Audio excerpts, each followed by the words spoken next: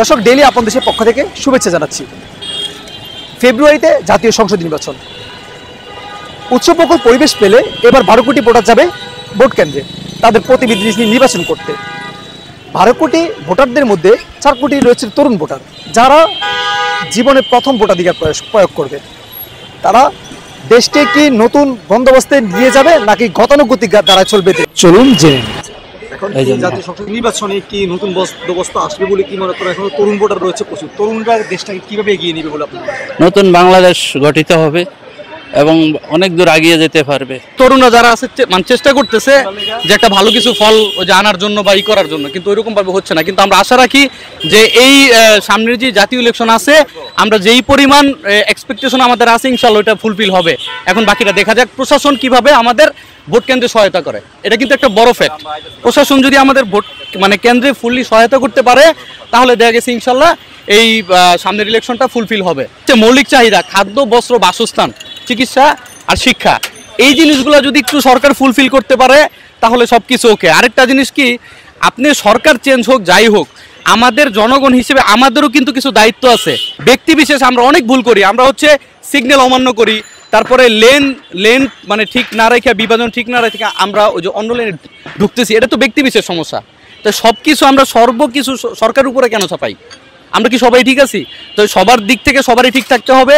সরকারেরও দেশের জন্য কাজ করতে হবে, জনগণের জন্য কাজ করতে হবে, জনগণকেও সরকারকে সহায়তা করতে হবে। তাহলে এই দেশ একটা মানে সঠিক পথে যাবে ইনশাল্লাহ, এটা আশা করি। সবাই একত্রিত হইয়া মিশে একটা সংসদ এই আমরা ভোট যেন দিতে পারি শান্তি সুষ্ঠুভাবে। যদি এরা যদি বিরোধ করে তাহলে তো আমাদের তাহলে আগে আমরা ভালো ছিলাম।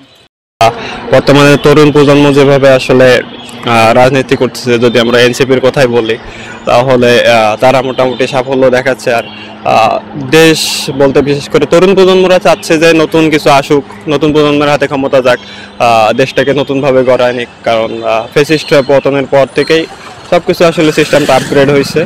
তো রাজনীতির ক্ষেত্রেও সেম জিনিসটা, যে নতুন যদি বন্দোবস্ত চলে আসে, পুরান বন্দোবস্ত ভেঙে নতুন বন্দোবস্ত আসলে অনেক কিছু ডেভেলপ হবে দেশে, প্লাস পড়াশোনার ক্ষেত্রেও হবে।